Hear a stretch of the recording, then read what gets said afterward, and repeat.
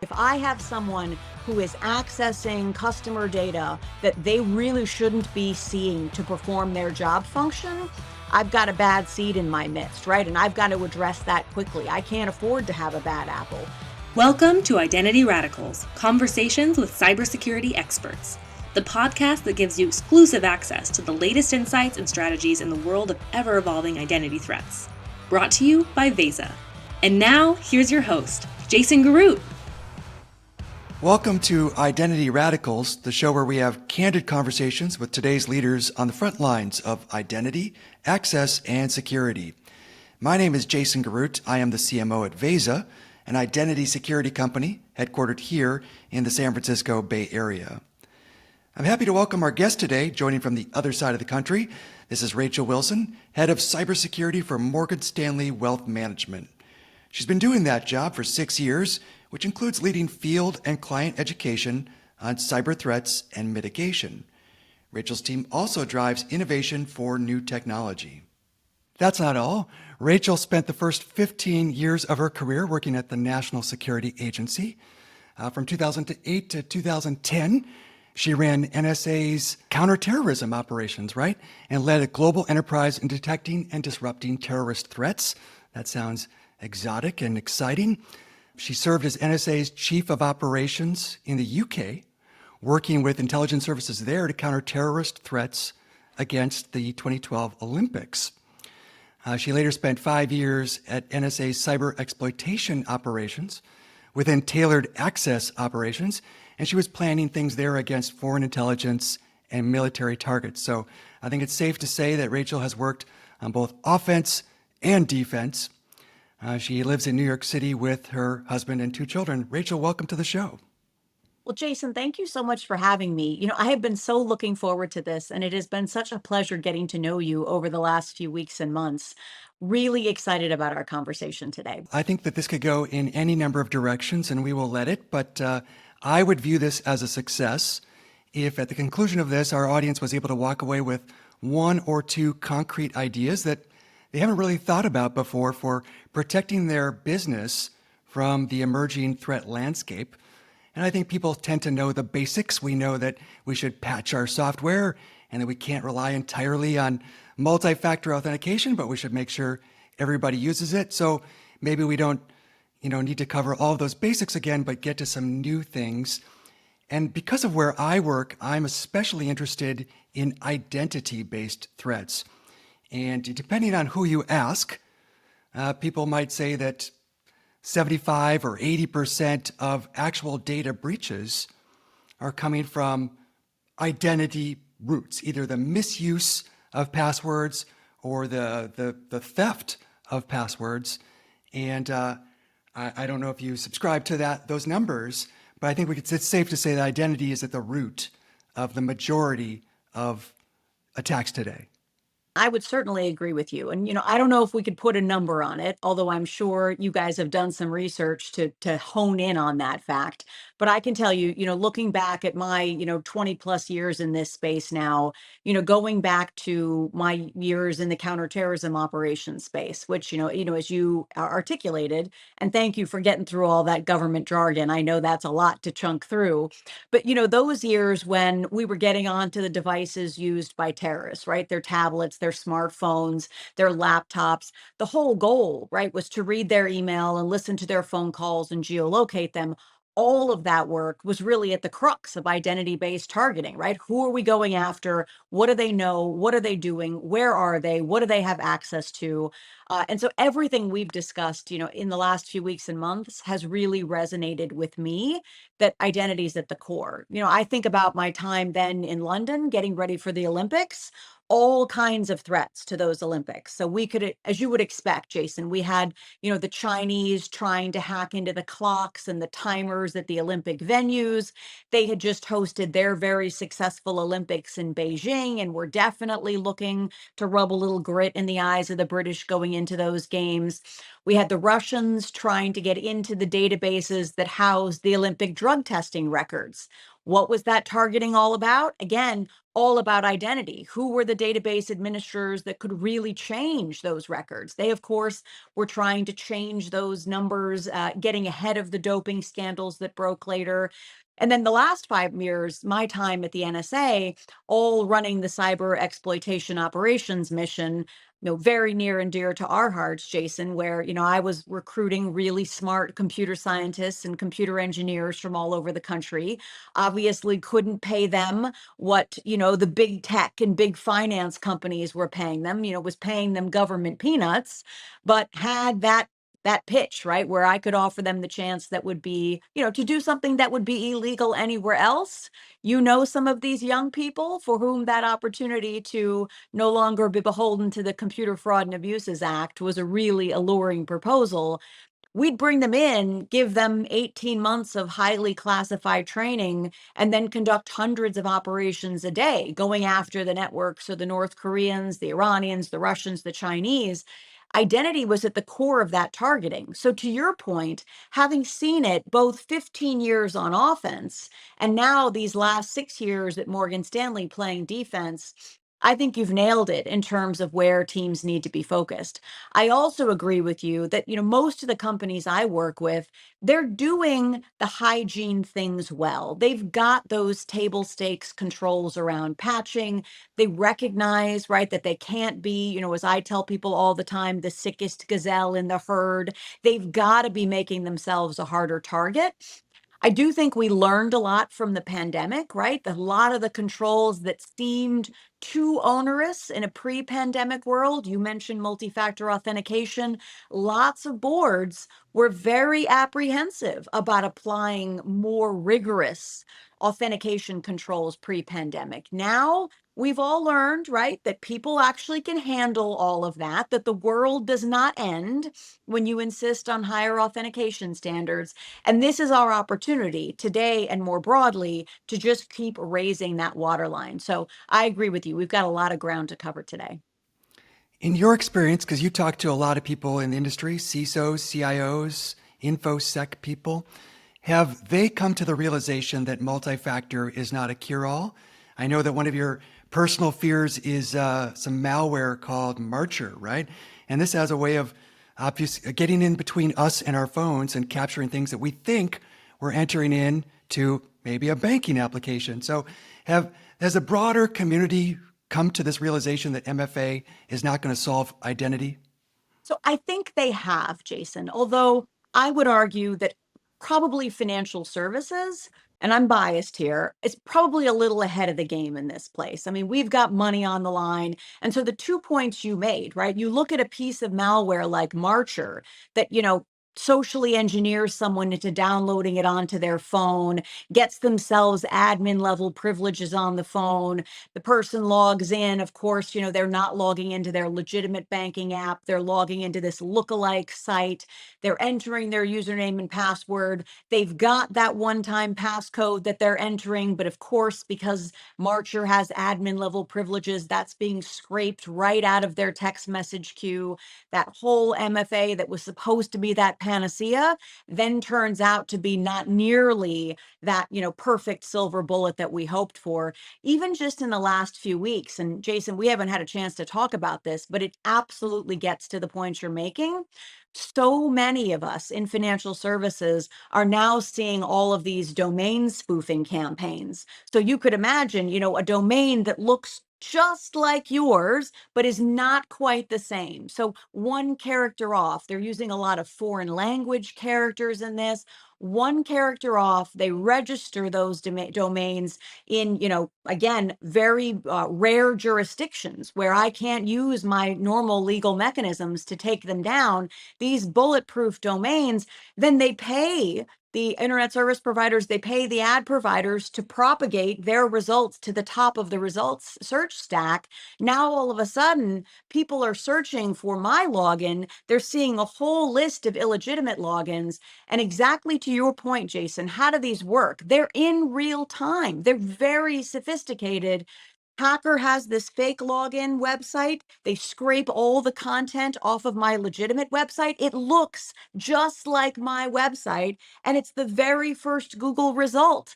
My client enters their username and password. Hacker takes that username and password, enters it on my legitimate site. I think I'm good because I've got multi-factor. But what happens, right? Of course, then the hacker prompts my legitimate client on the fake website for that one-time passcode. My client's expecting it. She enters the one-time passcode. Hacker takes it, uses it to meet my legitimate step-up authentication challenge. Now, all of a sudden, despite that MFA, the hacker has access to my legitimate client login. This is happening across the board in industry. And it means that we really need to be focused on all of the preeminent, post-eminent steps to that MFA. The MFA is not enough in today's environment. I agree. And I know from, hearing you speak in the past that within your own personal house, you run a very strict ship and you have bifurcation of your devices and you have bifurcation of your networks. And you have talked about separating your high risk activities like banking from, maybe what your kids are doing or my kids are doing with the video games and the social media, putting those on separate devices and just having basically a red zone where you assume infection. But that's in one house with, 4 family members. Imagine if your house now has tens of thousands of employees, as Morgan Stanley does. Like, I think you basically have to assume that somewhere someone is going to make a mistake. And so I hear more people talking about assuming the breach and being prepared to mitigate what you know is inevitable. Is that a fair assumption? I think it absolutely is, Jason. And all of the clients that I work with now, we're telling all of them they have to assume that it's a when, not an if, right? And that the idea being that in a world where there is no perimeter anymore, where all of us are accessing sensitive data, proprietary data from personal devices on, your local home network, you're traveling, we've got to be able to give our employees all of that functionality anywhere in the world on virtually any device, but we've got to secure it as well. I would argue, and I know you agree, that identity is at the core of that, but you're absolutely right that, I have taken a highly, obviously, given my background, paranoid approach to the way that I live my life. My son's laptop, 17-year-old boy playing all of his games, going to all of his websites to meet the other gamers, downloading his mods and his skins and his cheats. I would not touch his laptop with a 10-foot pole. Likewise, he knows that mommy's devices are untouchable to him. I think what you're describing, and Jason, I'm surprised we don't see more of it. Network segmentation, this is table stakes core cybersecurity. Those of us who come from government, right, we're very used to living in a world where your internal network does not touch the external internet, where you're not bringing personal devices, into a classified environment. Now, obviously, that does not work in a private sector environment, and it certainly does not work with our new generation of employees who can't imagine a world in which I left my cell phone in my car all day. But the fact is, right, those kinds of segmentation controls really are crucial. And I think the point you're making that if we're not going to live in a skiff at the NSA, then we've got to be reconciled to the idea that our employees, and I tell this to people all the time, they are both our first line of defense and our greatest point of risk. This is why, as you and I have discussed, the monitoring both internally and externally is crucial. And I think that people give short shrift to that internal monitoring, recognizing that if you can identify an employee whose behavior is abnormal, either because they are doing something strange or, to your point, Jason, their identity has been co-opted in a way that indicates that you've got a problem, these kinds of detective controls are crucial in today's environment. Because we have this kind of environment now, and I think people accept it, and the pandemic probably even made it accelerate more with more work from home. My sense is that zero trust is largely an accepted goal that people aspire to. I don't think everyone feels like they're there, but zero trust is accepted as a goal. Do you feel like that term is still popular and this is on the roadmaps of most CISOs? So I think it is, right? And I think it will be for a while. And certainly there are people who are branding it in different ways and thinking about it in different ways. But I think the core concept is there. And I would argue, Jason, not everyone would agree that this is not a novel way of approaching the world. This is the natural extension of the things that we've been talking about in the cybersecurity and data protection space for a long time. I mean, what is least privilege at its core, right? It's getting to a place where you really have zero trust ad infinitum, right? It is the last manifestation of what we've been talking about for 20 years. I don't think this is net new. As a marketer, I have to be careful. We sometimes get praised by our customers here at Vesa because we don't talk about zero trust explicitly in our pitch. And I think for the customers, they're beleaguered by vendors talking about zero trust. So we try to take it easy on them. But the core principle of assuming that people inside your network are not necessarily safe seems very sound and kind of irrefutable. But then you need the right tools to get visibility to what people are authorized to do. And at Vesa, we talk a lot about authorization, and we distinguish that from authentication, right? Authentication is who you are, but authorization is what you're allowed to do. And the tools historically have not been that good for figuring out what the state of authorization is across a company. It gets worse as you have more and more apps, more and more systems and databases. So I'm just kind of curious what you hear when you talk to colleagues about authorization and the state of visibility into what people can see, what people can do. What you've just articulated, and you said it very, very well, is the crux of the conversation we're having now. That 5 years ago, we were all focused on authentication. Do we know that this person is who they say they are, right? And very, very worried about that identity hijacking and those sorts of things. Now, and again, I think about the conversations we're having with our boards of directors. They understand authentication as a concept. We've been educating them these last 2 years that authorization is every bit as crucial, that I've got to know not just that that person is who they say they are, but I need to understand what they have authorization to do and are they acting within those norms. The other thing we've had to really educate our boards on is that authorization is not your old school concept of application level authorization, that that's insufficient. That, of course, you have employees that are authorized to use certain applications, but that if you're really going to honor least privilege, not just lip service, Jason, but actual demonstrable least privilege, and you're going to take a trust but verify approach to that. You're not going to rely on human attestation to tell you what people need access to, but that you're really going to have, to your point, the right visibility in your environment to be able to say, in a demonstrable way, Jason needs access to this. I see how he's using it. I see that it is being used in a way that is appropriate and aligned with his work role, and that he's using it in a way that is cohesive and consistent with the rest of his peers in this work role. That's the kind of visibility that we're articulating as being really crucial.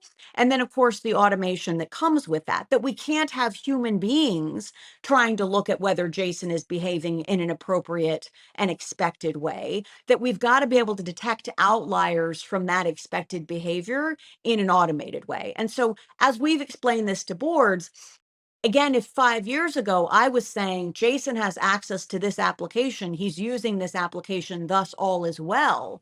Now I've got to get to the place where I'm understanding much more at the data level. Is Jason authorized to see this set of data within this application very granularly, right? So at the field level, this is the data that Jason needs to see to do his job. And this is why we think, again, this sort of work role level access is crucial.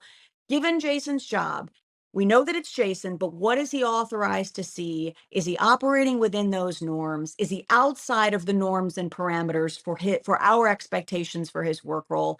And then you think about what that means, Jason. Once I know what the expectations, what the normal parameters are for an individual within a work role. I've got that visibility into what they do, what they can see, how they're operating on a day-to-day basis. If I've got the automation baked in, then all of a sudden behaviors that are outside of that norm start to stand out. And again, I would argue that when you're seeing those behaviors that stand out, that's telling you one of two things. Either you've got an insider who's doing something they shouldn't be doing. And you could imagine in my world, that matters a lot, right? If I have someone who is accessing customer data that they really shouldn't be seeing to perform their job function, I've got a bad seed in my midst, right? And I've got to address that quickly. I can't afford to have a bad apple. Likewise, though, if that person's identity has been co opted by an external actor and that access, that authorization is being leveraged to do more and beyond, that's going to be in many cases my very first indication that I have a cyber intrusion. And as we all know, Jason, like getting to that identification of a cyber intrusion quickly maybe the most important thing in this, right? If to your point, 70 to 80% of these cyber intrusions are being driven by these identity related problems, looking at identity in terms of that indicator of compromise can be crucial in getting there quickly. It's hard to imagine large enterprises keeping on top of this with the tools that they've had so far. It's really a question of scale, right? And if you think about the math of, how many employees you have, each with potential access to many different tables across hundreds of apps, hundreds of databases, it's easy to imagine tens of millions of rows of authorization data. Yes. And you can't really expect human beings to go through tens of millions of rows and make decisions. Yes, Jason should have access to this. No, let's take away Jason's access to that. And so we talk about this principle all the time of least privilege, right? And NIST tells everyone you should adhere to least privilege, and everybody agrees, but nobody achieves it. And I don't know. Do you hear other people talking about the practicality of least privilege as a goal, or is it more of a poetic aspiration? I do think there's some poetry behind it, Jason. I mean, it's certainly something that when we talk to shareholders, when we talk to boards, when we talk to, C-level executives, it's intuitive, right? This idea that we only want people to see what they need to see to do their jobs, that we want to mask and minimize and tokenize whatever data we can, that we want entitlements and identity and access to be really, really granular. But the point you're making is spot on, right? When you're thinking about thousands of employees, thousands of applications, millions of rows of data underpinning those, huge numbers of fields. Even if I say Jason's allowed to see this customer's data, well, is it all of that customer's data? No. I mean, Jason, you don't need to see everything associated with that customer. In fact, maybe you only need to see a very few things associated with them. And then, Jason, I would argue, of course, everything we've been talking about so far is very much in the structured data place, right? We're talking about databases. We're talking about data that's housed within the safety and confines of our applications. What about when that data is exported or extracted and now all of a sudden it's living in a raw file? What are my controls around that? That is what I'm hearing more and more from my peers is that we've been very, very focused on how do we control access, obviously for system administrators, for those with privileged access, how do we control it for those that have access to sensitive data at broad scale? But more and more, we're being asked the question of, okay, Rachel, but what about when that data is now in an Excel file? What about when it's in a PDF? What are my controls around it there? Couldn't I simply email it to anyone? What do we do about the control environment in the unstructured space? I don't know that anyone's cracked the code on that. Yeah, and I've heard customers talking about, I'll say CISOs talking about data sovereignty. Now it's a new phrase to me, but they're data sovereignty. Like if we have unstructured data, like you're describing, and it's in Box or some other cloud environment, maybe S3, but unstructured documents, who can access that, and are we sticking with the rules about which people in which country can see data in other countries? For example, people in China may not want seeing documents that reside in the US and vice versa. And in a lot of cases, CISOs simply cannot answer the question of who in which country can access unstructured data in other countries. So, if you think about from a data perspective, we all used to be obsessed with lineage. We're still obsessed with lineage. We were obsessed with provenance, right? We were obsessed with integrity, all of that. But I would argue that even more so, if from a security perspective, you want those employees in China to necessarily see all of your data. When you look at the global privacy regulations, right? I mean, I'm potentially incurring massive fines from a GDPR perspective if I'm creating files in Europe that then are visible within the United States. Those fines are gargantuan. And so you're exactly right. This unstructured data question and having the governance to say, where was this data born? Where was this file, first created? And what does that mean in terms of where it should go and what it should see? This is why I think, you're going to see all of us pivoting hard to file level encryption, right? Which was too hard for too long, but now is finally getting viable. So file level encryption and file level entitlements that you, Jason, create a file. That doesn't mean that PDF is accessible to the world. Like, you're going to delimit the 5 people who can see that file, and you're going to make decisions in terms of privacy legislation and data lineage and that data sovereignty question. We're going to have to become much more granular and much more controlled at the file level, I think, to be compliant with privacy law and to get our boards content that we're, to your point, actually applying to this idea of least privilege. It's interesting that you bring up compliance. And for me, kind of the age-old debate is, what do our customers care about more? Is it staying compliant and avoiding fines, or is it pursuing least privilege and reducing your risk posture? And I can't answer this question. It seems like it's a tie. And, it depends on what's happened most recently to the company. I think most people would say if they were threatened with, exposure in the newspaper for something that looked like negligence, that would probably be their top priority. But on a day-to-day basis, the forcing function more often seems to be the upcoming access review or the upcoming audit, and the fear that maybe some problem was discovered last time has not yet been resolved. Do you think do you think it's a balance between risk and compliance? Just got to do both? So I think you're exactly right, Jason. I mean, I was talking to a group of young people who are coming up in the cybersecurity and data protection space. And, we were doing a pretty rudimentary conversation about the CIA triad, right? And I was explaining to them that, for me, my job encompasses both, we got to make sure we have the integrity of the data. We've got to have the confidentiality of the data, but that all too often, the point you're making, that the availability of that data is in direct contrast, priority wise, to its confidentiality. That, you think about your compliance people that want to make sure that you are truly minimizing the number of people with access to that data, that you are going to ensure that nobody sees anything they're not supposed to see. Then you've got your very same people thinking about the resilience of your business operations saying, well, but no, I need many, many copies of this data in many places with many people having the opportunity to see it. And so I think this is our challenge, right? And it's the age-old challenge in this space that maximizing the availability of our data inherently reduces its security if we don't have the right controls around it. And I think, this is it's an age-old challenge. It's one we're certainly seeing now. And I also think it speaks to the importance, your point, around the role of identity, where if I can tell our board, we've got maximum availability of our data to the people who need to see it, that's a much more comforting message than saying, your old message of, yeah, I've got 3 copies geographically dispersed, one of which is off the grid, one of which is cloud-based. That's not nearly as satisfying as being able to say the right people have access at the right time for the right reasons, with the right visibility, the right monitoring, and the right automation to detect when I've got something untoward going on. Board reporting is super interesting. Let's talk more about that.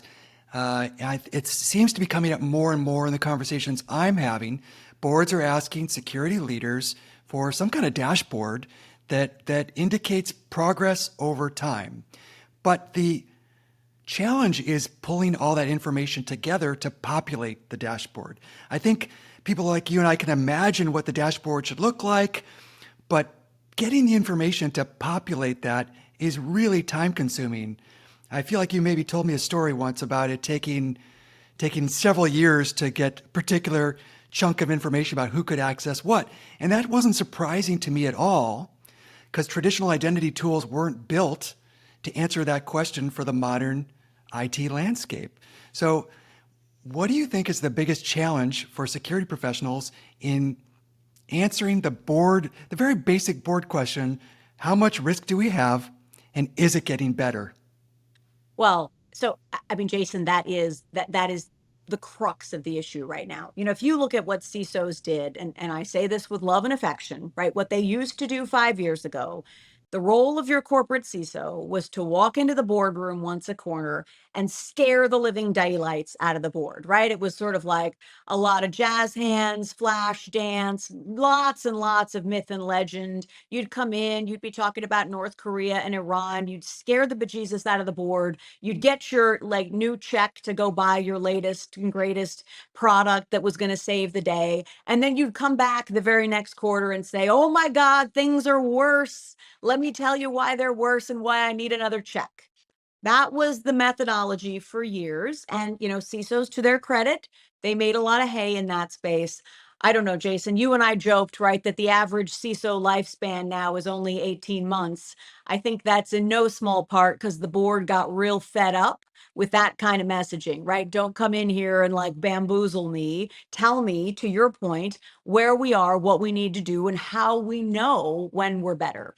So my boards and the boards of my peers, they're asking exactly the question that you articulated. And so the way we've characterized it is how many people in our environment have a level of access that would create, per our risk level standards, a critical incident. And every firm is going to define that differently, right? You've got to figure out your own risk appetite, your own threshold. What would you consider as a firm a no kidding critical incident? Either your regulators are going to care, your shareholders are going to care, your customer base is going to care. Maybe your employees would deem that untenable.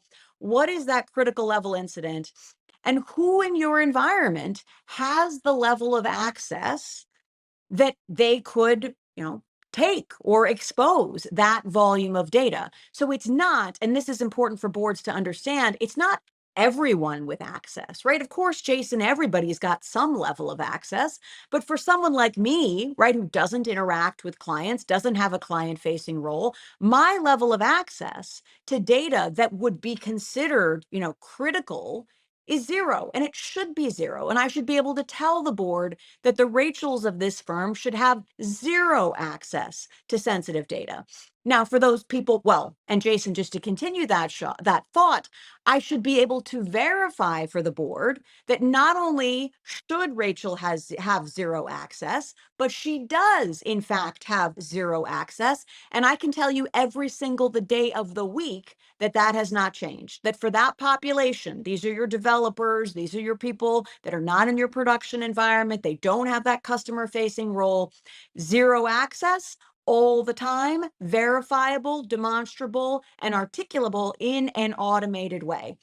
Then you add to that, who are the people that actually need access? What are we doing to minimize that? Who's left at the end of the day, that high risk population that actually has the level of access that could, again, defined as however your firm sees it, create that critical incident? And what are you doing around those people? This is again where, when we talked before, Jason, okay, MFA, not the panacea. For that high risk population, what are you doing to go above and beyond? What additional controls have you applied in a bespoke way, whether it's additional monitoring, whether it's, additional controls in their environment? What are you doing to monitor their configurations, their provisioning to ensure that that high risk population really is held to a heightened standard in terms of supervision and surveillance, that you have a sense of what those people are doing? That's the population that I think where automation kicks in is crucial.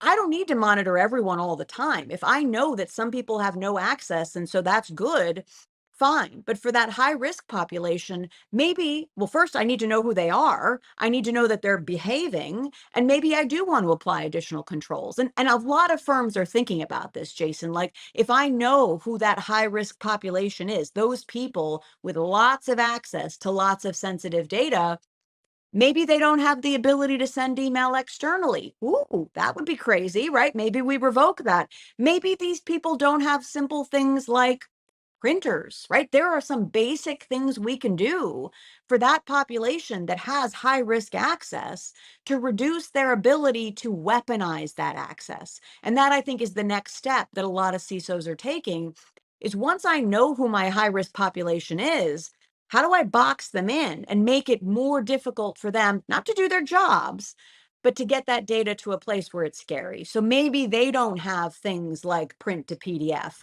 Maybe they don't have export function. Maybe they don't have external email. Maybe you've got them going through purely a corporate browser, so you know exactly what sites they can go to and what they're seeing and doing. Maybe their proxy policies are dramatically different than the rest of your population.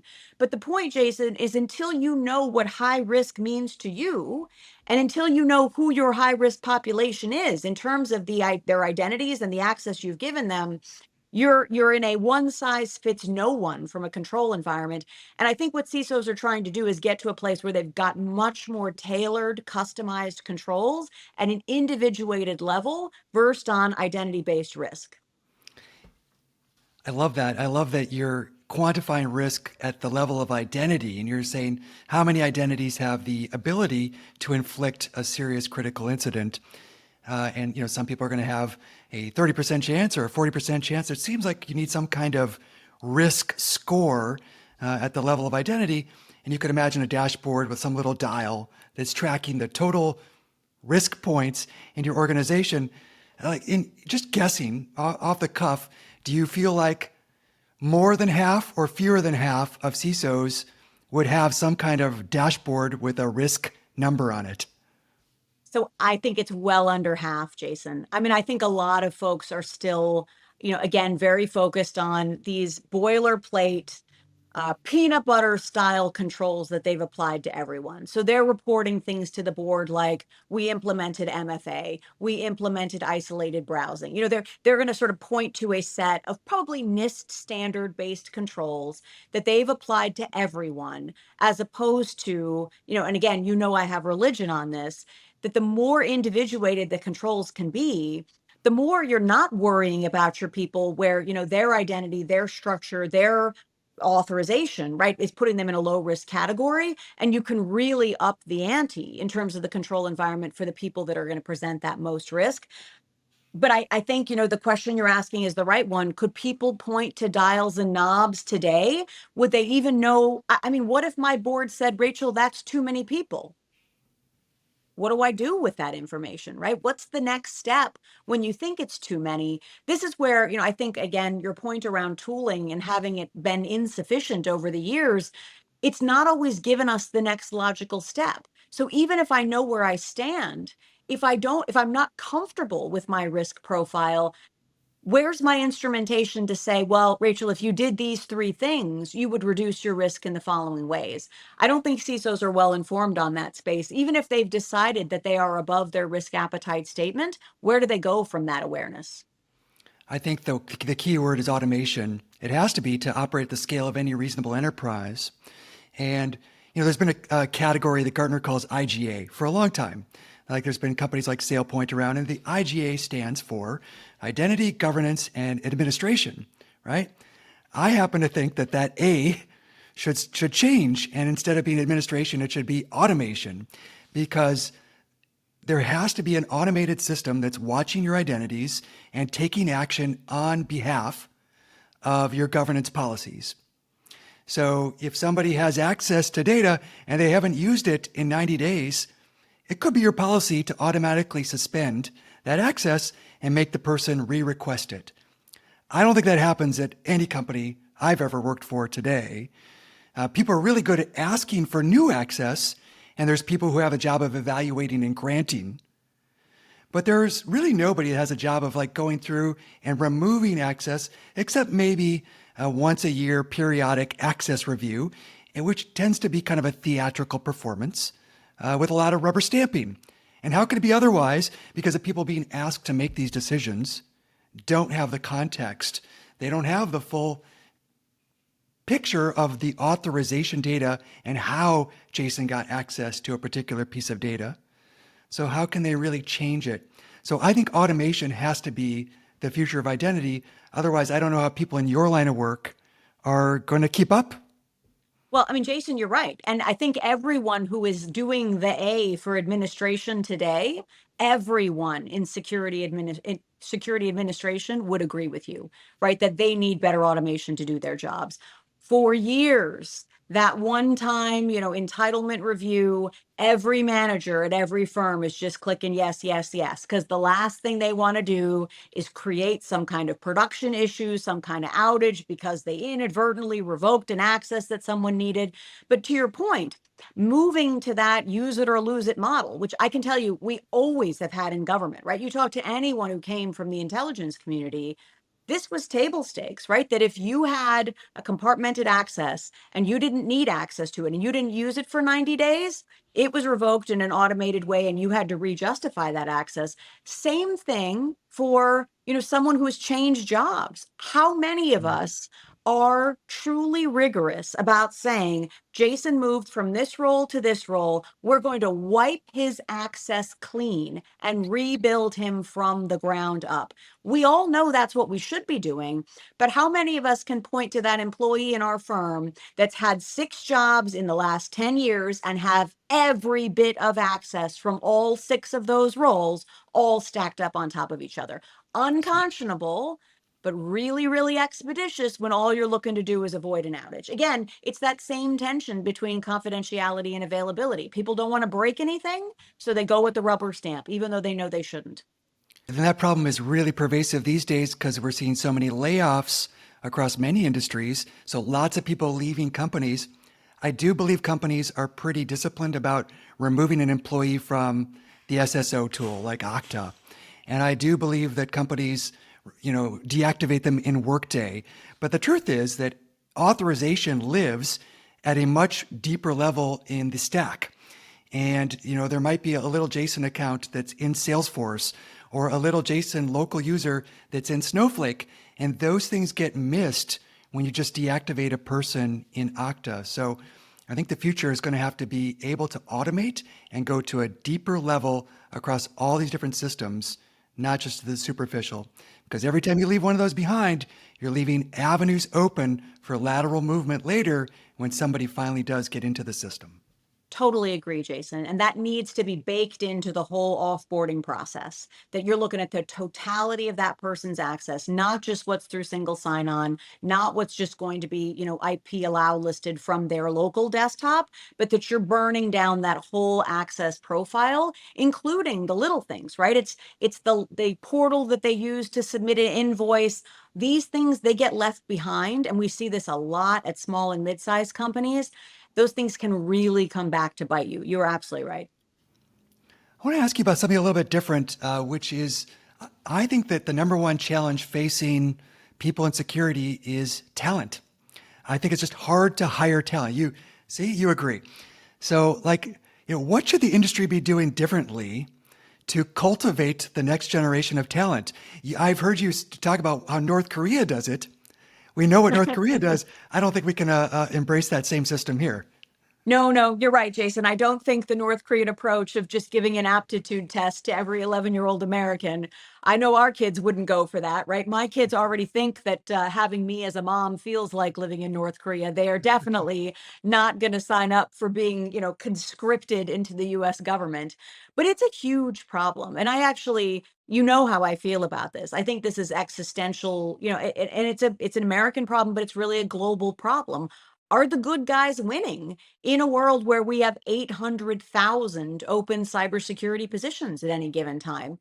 You know, I have the benefit, and it's a selfish benefit, right, of being able to, frankly, hire mostly people who worked with me and for me in my NSA days. So my team are all really, again, I'm biased, but superstar hackers that they have walked the walk, they have done the job, like almost an intuitive level, Jason. They now know what they're doing.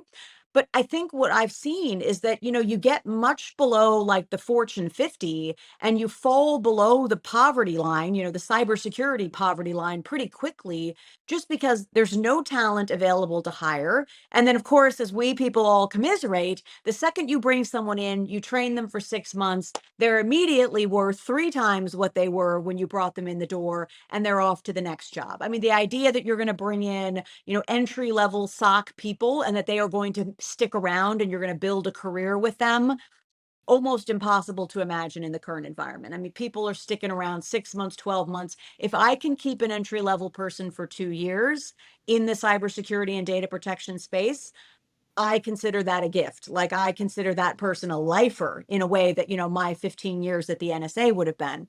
I think the answer is a couple things. First, I mean, obviously, we got to be cultivating STEM skills much earlier on. You know this, Jason, because, we've become friends in this process. But my personal passion is talking to young people about cybersecurity as a career, as a field, why I think it's the best job ever, right? Again, my bias, but also about their own cybersecurity best practices, safe use of social media, what they should be doing on the internet and not. They're all doing stupid things. So I spent a lot of time talking to high school students about how to be safer citizens on the internet, hoping that a couple of them, we plant that seed that say they want to get that degree in cybersecurity, which of course wasn't even a thing when you and I were going to school.